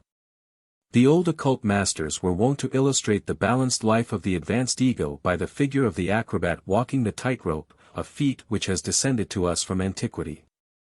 They would picture the initiate traversing the razor-edge wire of life, balancing himself by the balancing pole of the opposites. Now shifting the weight on one side, and now on the other, he is able to walk the path in safety. Having the confidence of the awakened ego, he trusts to his own power and the use of the balancing pole. The untrained person attempting the feat would be home over by the pull of one emotion or feeling, or another, and would be dashed to ruin. But the balanced ego walks in confidence and safety, because of his mastery of the art of balance. Pitting one emotion against another, he neutralizes the one which threatens to pull him down. By mental alchemy or transmutation, he is able to transmit a dangerous pull into a part of his balancing process. His axiom is, action and reaction are equal, and this principle he applies in all the emergencies and crises of life. He always manages to have a push or a pull to counteract a push or a pull in a different direction, and thus balance and poise is maintained. Balance and poise may be attained by entering into a realization of the real nature of the ego, that the ego is based and focalized in will, that the ego can, and should, always act from the plane and position of will rather than from the plane and position of emotion and feeling. In fact, the entire instruction of this book, up to this point, has been in the direction of leading the individual to a consciousness of his real nature, which, if once acquired, must inevitably result in perfect balance and poise. The facts stated, the instruction, the exercises, all will aid in the acquirement of balance and poise. Toward this goal, all of our efforts have been directed. Balance results from mastery. Mastery results from knowledge and practice. You have been told the truth. Make it your own. Realize what you are. Practice the methods of the formulas. Then, and then only, will you enter into that consciousness of peace, poise, and power, which comes to him who hath acquired balance. As we have said in the arcane teaching, O neophyte, in the center of life shalt thou indeed find poise and power. In the heart of the storm shalt thou find peace. In the center of the cosmos shalt thou find thyself. He who finds the center of himself, finds the center of the cosmos. For, at the last, they are one. Lesson 10. Mentalism in a nutshell.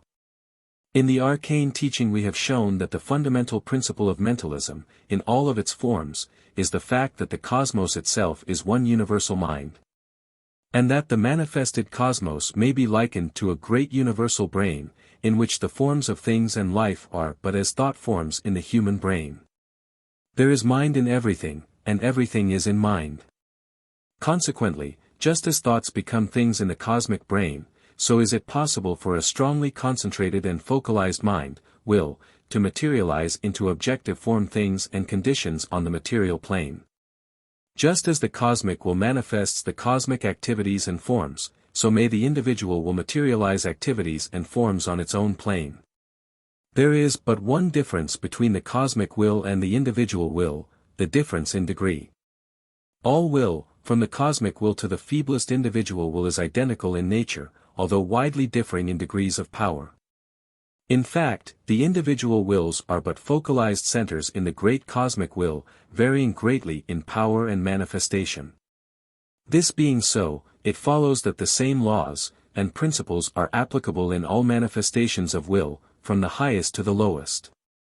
In the arcane teaching we have described the principles and laws underlying the manifestation of mentalism, and there is no occasion for entering into this phase of the subject in this little book. Instead, we shall proceed at once to give you the formulas for the actual demonstration and manifestation of these principles. We refer you to the arcane teaching for the explanation and the theory. In this chapter we shall give you mentalism in a nutshell, condensing into its limited space the essence and substance of what could be expanded into several books. Formula for positivity. In the laws of mentalism there is a fundamental principle that the positive always dominates the negative is always subordinate to the positive. Everything has its keynote of positivity. And that keynote depends upon the degree of will consciousness. When one becomes well polarized in will consciousness, he is intensely positive to those around him, not only to persons but also to environment and conditions. This positivity is, of course, dependent upon the degree of will manifested by the individual. Remember, we say the degree of will, not the amount or quantity of will. The average person, when he thinks of will power, is apt to think of a large amount of quantity of will which must be manifested by the individual in order to produce its effect. This is erroneous. There can be no such thing as quantity or amount of will. This is a fact known to all advanced occultists. Will is not a material substance occupying space in the way that matter or force occupies space. It cannot be measured by spatial dimensions. One cannot think of a yard or pound of will. Nor can he conceive of will being measured by the units used in the measurement of electricity or other forms of force. There is a standard of measurement of will, but not a measurement of quantity or amount, it is altogether a matter of degree. The degree of will manifested by the individual depends upon his degree of focalization or polarity in the cosmic will itself. The greater the realization of one's relation to the cosmic will, the greater is his capacity for manifesting will power. Consequently, all efforts toward developing positivity in will power must be based upon the fundamental realization. The formulas given in the earlier chapters of this book will give to the neophyte the key to the secret of mentalism. The arcane formula for the manifestation of will power consists simply in the development of the realization of egohood, of the fact that the individual is a focalized center of force and will in the great cosmic will. The higher the degree of this realization, the higher degree of positivity will the individual possess. Fasten this truth in your minds: the will power of the individual is not something created by him, but is, in reality, the power of the cosmic will in which he lives and moves and has his being. The individual has no will power in himself, but all the will he manifests must flow through his organism from the cosmic will. The individual is merely the focal point of will, a channel through which the cosmic will may act. Ponder well these words, O neophyte, for in them is contained the whole secret of mentalism. Will atmosphere. The neophyte should create for himself a positive will atmosphere, or aura, which will tend to serve as a protective armor shielding him from adverse influences from outside, and also tending to render his positive power felt by those with whom he comes in contact. The positive atmosphere is occasioned by the vibrations in the mind stuff with which all space is filled, just as the brain is filled with mind stuff of its own particular quality. The cosmos is a world brain, remember, and the cosmic mind stuff is everywhere. Vibration in the mind stuff is just as real as vibration in the ether, or in the air, or in matter of any and every kind. The positive atmosphere is created by a pure act of will, aided by visualization. The neophyte should first realize that he is will itself. Then he should visualize, mentally imagine or see, the mind stuff in his immediate vicinity becoming charged with the positive power of will. It will aid him to think of himself as surrounded for a distance of about 3 feet with an egg-shaped aura or atmosphere of highly charged will, radiating from him and vibrating with an intense energy. As a matter of occult truth, this phenomena is really existent, although the ordinary senses cannot perceive the vibrations or aura. Treat yourself every day, or oftener, with the intent to increase the degree of your positive atmosphere. The more clearly you can visualize, or imagine, the existence of this aura or atmosphere, the greater will be your degree of positive personal atmosphere. The neophyte must not allow himself to be deceived in regarding the imagination as an unreal, fanciful thing. It is a mental activity of wonderful occult power. The neophyte will soon discover that he has acquired a new positive personal atmosphere, and that those with whom he comes in contact will feel a something peculiar about him, and will tend to become negative to him, unless they, too, understand the principles involved. As time passes, and practice renders him more perfect, the neophyte will move about among ordinary people just as a highly charged magnet or electric wire. It is difficult to describe this, but those who will practice to acquire it will soon become conscious of their newly found strength. In order to focalize more fully, the neophyte may hold in his mind the mental image, or statement of, I am a center of positive will. Personal positivity. The neophyte may occasionally find that he is in the presence of persons more positive than himself, owing to their past training or experience. In such cases he should at once determine that they shall not overlap him, the occult term used in such cases. He should determine at least to meet the positive persons edge to edge, if not indeed to overlap them. This is accomplished by at once denying the positivity of the other person, silently and mentally, of course, by the assertion, I deny your positivity over me. At the same time the neophyte should focalize on his own will consciousness, seeing himself as a focal center of will, and having the cosmic will back of him. He will soon find that he will rise in the scale of positivity, and the other will sink a degree below him. If he finds himself oppressed by a sense of negativity while mingling with a crowd, he should assert his egohood in the same way. The greater the realization of oneself as a focal center of will, the greater the degree of personal positive atmosphere will be manifested. Visualization. In this chapter we shall speak of visualization, in a number of places. Visualization is the creative process employed by occultists desiring to manifest mental images on the mental and material planes. Visualization consists in forming and holding a mental image of things and conditions as you wish them to be in actuality. The mental image tends to create for itself a material and objective form and existence. It is the mental pattern around which the material conditions tend to group themselves. It is, in fact, the seed form of the thing itself. The prime factor in visualization is to endeavor to create as clear as possible a mental image of the thing or condition desired, as if it were actually existent at that moment. These three rules of visualization should be observed. 1. See yourself as you wish to be. 2. See others as you wish them to be. 3. See conditions as you wish them to be. Around these visualized ideals, do the material realities form and crystallize. Statements. All occultists have recognized the value of statements, or affirmations, as some call them. These occult statements are positive assertions of the existence of the conditions which you wish to bring about. They tend to aid the visualization to a great degree, and besides have a power of their own. There is an occult power in the spoken word which is not necessary to explain here. The assertion that the power exists is sufficient for the particular purpose before us. Always use statements as in the present tense. Do not say to yourself, such and such a thing will be by and by, but boldly assert, such and such a thing is existent and in actual being, now, this moment. There is also a good occult reason behind this, which it is not necessary to discuss in detail. The power of the positive occult statement must be experienced in order to be appreciated.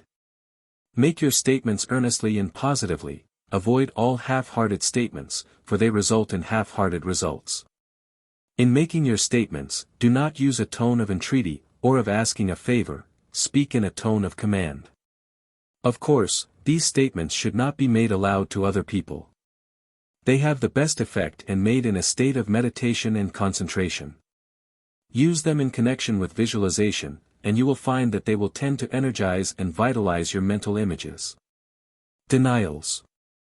Occult denials are a form of occult statements. They have a most positive effect when rightly used.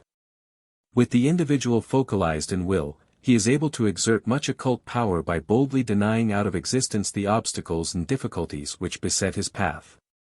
It is marvelous, at times, to see how the obstructing things evince a tendency to disintegrate and disappear from one's mental world, which is followed later by a response of like kind and degree in the material world. Do not be afraid to say, I deny this or that obstacle. It has no power over me.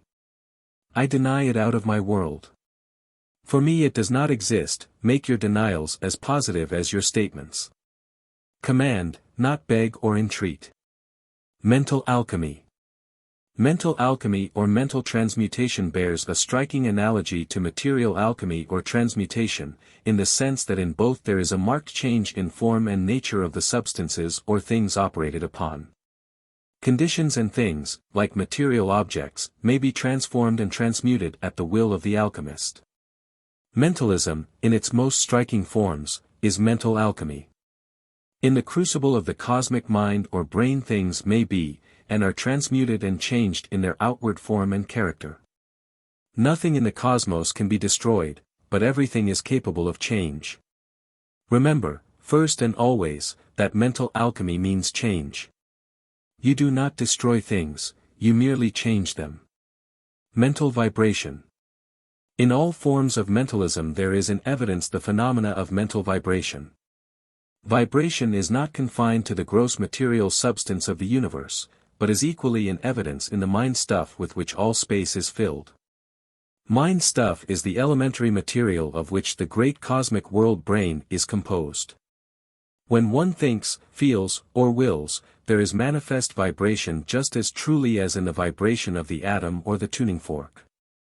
Each kind of thought, feeling or emotion has its own rate of vibration, or keynote. When a certain rate of mental vibration is manifested, it tends to reproduce similar vibrations, and consequent similar mental states in the minds of those coming within its field of induction. Just as a tuning fork will cause similar vibrations in the objects in the room, so will a mind sending forth vibrations tend to reproduce those vibrations in other minds in its vicinity, or under certain circumstances, at long distances. This being so, it follows that if an individual will carry, in his mind a positive, persistent idea, backed up with an application of his will, he will be able to impress that idea upon others, with more or less effect. He will be aided in this by the practice of statements and by visualization, for both of these practices tend to send forth mental vibrations of a high degree of strength and power. Thought waves and currents. There are waves and currents in the great ocean of mind stuff, just as there are waves and currents in the ocean or in the air. Thoughts, feelings and emotion manifested by an individual will tend to create waves or currents in the mind stuff, which will flow out in all directions, influencing and affecting others in their field of force. Particularly if those others happen to maintain a degree of mental vibration corresponding to that of the traveling wave or current. Everyone sends forth these thought waves or currents, usually unconsciously and without direct intention, and consequently with comparatively slight effect. Those who understand the laws of mentalism are able to consciously direct, concentrate and focus the will upon those whom they wish to influence, and consequently their thought waves and currents travel direct to their mark, and create a much greater effect. Thought forms. Thought forms are concentrated thought waves or thought bodies usually projected from the mind by concentrated thought and will, and which, when coming in contact with others, have almost as great an effect upon them as if the sender were present in person exerting his will and mind upon the person or persons.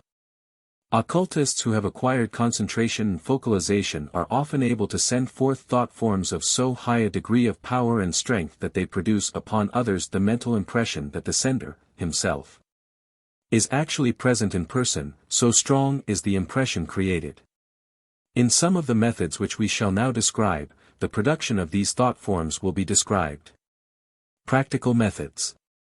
We have said but a few words in describing the above-mentioned various phases of mentalism. We have not thought it necessary to go into detail regarding the theory of the phenomena. Those who read this book will have read elsewhere much of theoretical detail, and besides will have grasped the fundamental and underlying principles of mentalism from what we have said in the arcane teaching. We think it preferable to pass on directly to the practical methods contained in the formulas, rather than to dwell upon the theoretical side of the subject. In connection with the methods herein described, we would say that while anyone may obtain some degree of success by practicing them, still in order to obtain any marked degree of success it is necessary for one to have first developed the will consciousness, or some degree of egohood. The will being the motive power back of all forms of mentalism and mental alchemy. It follows that he who is able to focalize and polarize his ego in will itself will be able to bring to bear the very highest degree of power in the phenomena of mentalism.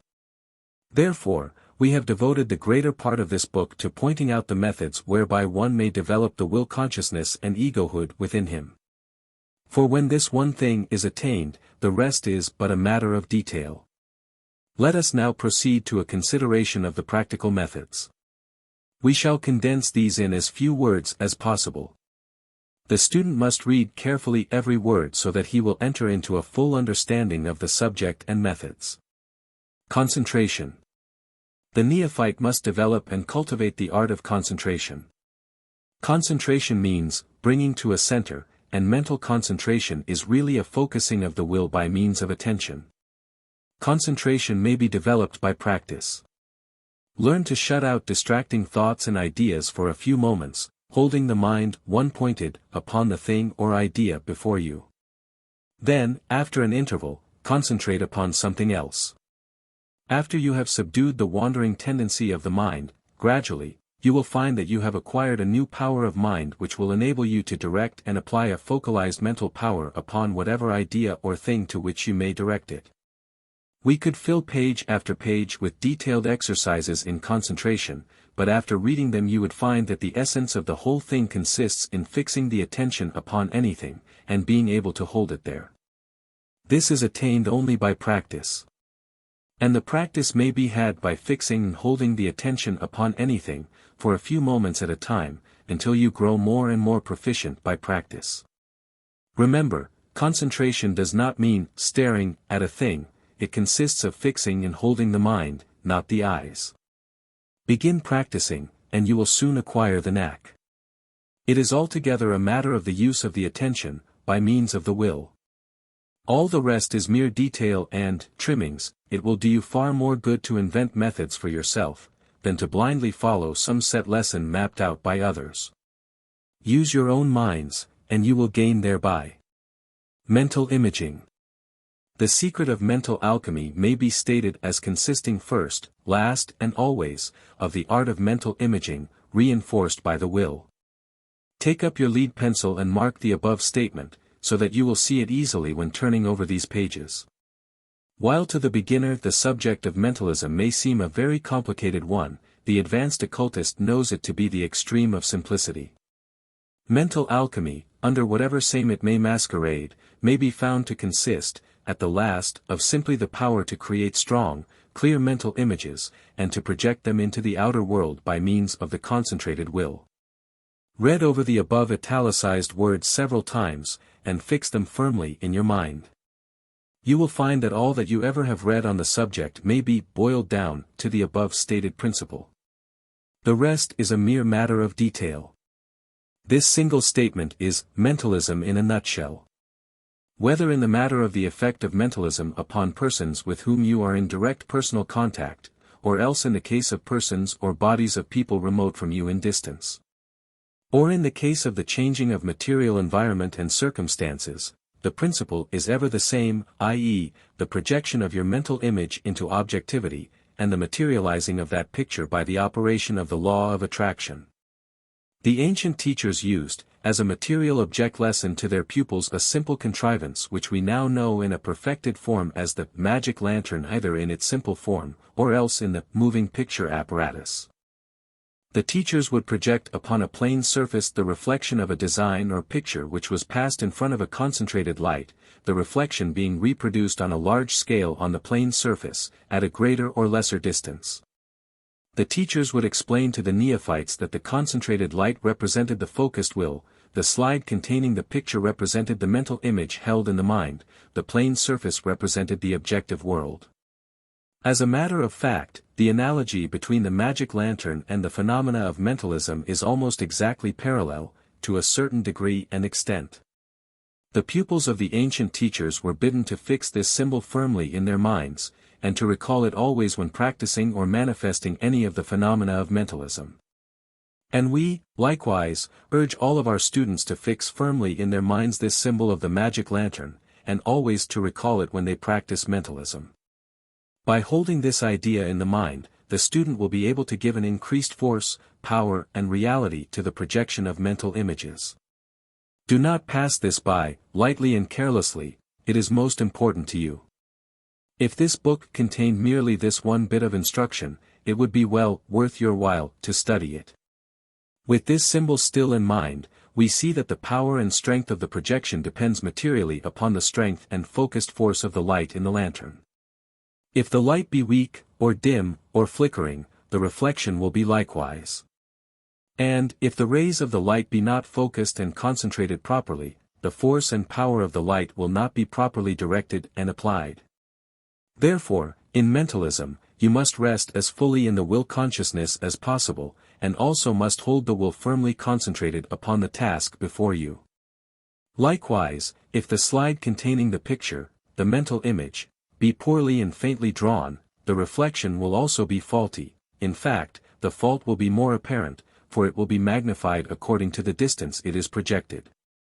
Therefore, cultivate the art of mental imaging, and endeavor to train your imagination to see clearly that which you wish to project into the objective world for the purpose of materialization. Train your imagination to form and hold plain, clear pictures of the things and conditions which you wish to materialize in the objective world. Upon this one thing depends much of the efficacy and success of the processes of mentalism. If you cannot fill in the details of your mental picture at first, at least draw firm, strong general outlines, and as you begin to materialize objectively you will be able to add the details. Materialization of thought. There are certain laws in operation in the cosmos, by reason of its very nature, which tend to materialize thought images.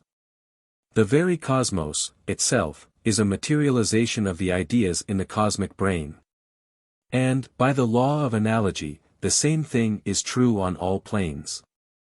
From one, know all, as above, so below, these are the axioms.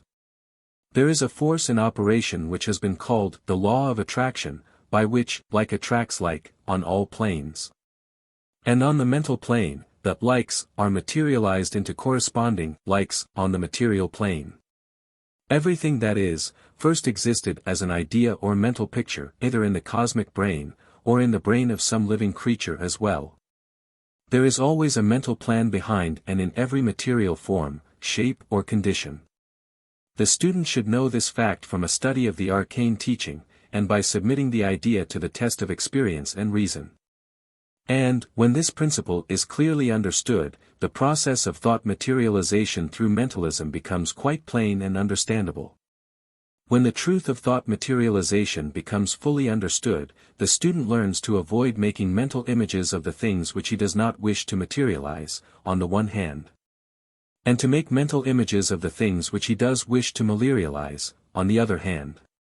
When he realizes that mental things tend to materialize objectively, he has grasped a fundamental and important occult truth, and he governs himself accordingly.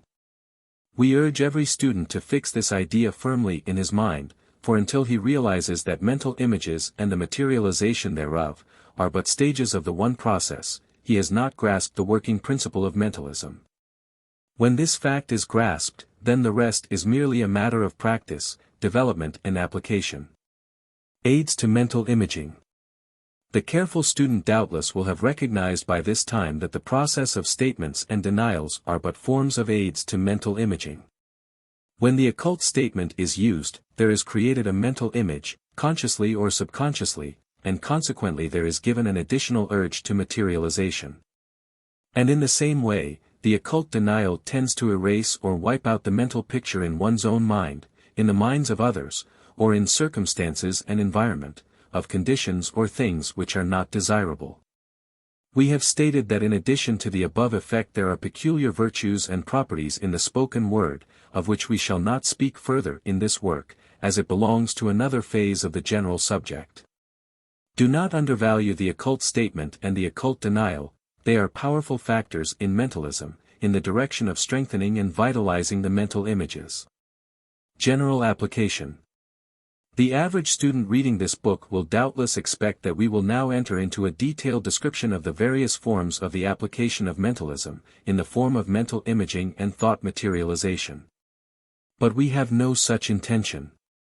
If this work were to be extended into several volumes for the sake of money-making and humoring the popular taste and demand, we might do so. It would be easy to fill several volumes with detailed description of various forms of application, but to what purpose? The keen analytical student would soon discover that what had been done was simply to build various structures around the one vital and underlying principle of mental imaging and projection. We prefer that our students shall think and work for themselves, and not be mere blind followers of any teacher or teachers, even of ourselves. There is no room for lazy minds in the ranks of true occultism. Mentalism cannot be given or taken in sugar-coated capsules, one before each meal, like quack medicines. It must be thought out, and worked out in actual practice. So, if you wish your mentalism in capsules, tabloids, or sugarcoats, you must go elsewhere for it. The field is full of occult nostrums, as many of you have found out. What we shall do, in place of the above, is to give you a formula by which you can work out and manifest every form of mentalism for yourself. No matter how complicated the form may be, it may be worked out by this formula. We shall not attempt to prove this to you, you can best prove it by actual practice in your own experiments or occult work. We cheerfully stake our reputation as practical occultists upon its efficacy. Try it for yourself, and see what you can accomplish by it. The formula has borne the test of ages, and the experiments and practice of many of the best occultists of the past and present. Consequently, we do not hesitate to stake our reputation upon it. The Arcane Formula. The first thing in applying this arcane formula of mentalism, is for the student to lay aside all other theories of mentalism, for the time being. Forget all about thought force, mind waves, mental currents, and the rest of it. These are mere details, and are of no value in the real work of mentalism. Forget all about theory, for the time being, and then proceed to get down to actual work. Then, fix firmly in your mind the symbol of the magic lantern, with its concentrated light of will, and its painted slide of the mental image. Regard the objective world, or persons, things, and circumstances, as the great plane surface upon which you wish to throw or project your mental images that they may materialize objectively. Get this picture clearly in your mind. See your I as the light in the lantern, with its concentrated will focus directly upon the mental image slide of the lantern. Hold this idea in mind whenever you practice mentalism. Always stand behind your mental images, as the light in the lantern. Then, having your mental image impressed upon your imaginative lantern slide, direct and point your lantern tube upon whatever object in the outside world you wish. If it is a person whom you wish to impress with your thought, mentally direct and focus your mental magic lantern upon him, just as you would upon a plane surface, whether he be far or near. All treatments, as they are called in certain circles, are based upon this principle. The mental image is projected by means of the highly concentrated will. If a number of persons are to be impressed, they may be considered as present in a group, or else the lantern tube may be turned first upon one and then upon another, and so on. If general conditions or environments are to be treated, image them as a whole, and focus your lantern tube directly upon them, producing a projection of gigantic proportions. Surely, these directions cover the whole process.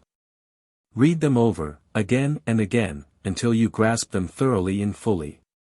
In the cases of persons whom you may wish to impress, you will find that better results may be obtained by either imaging them as seated or standing before you, in full short range of your mental magic lantern.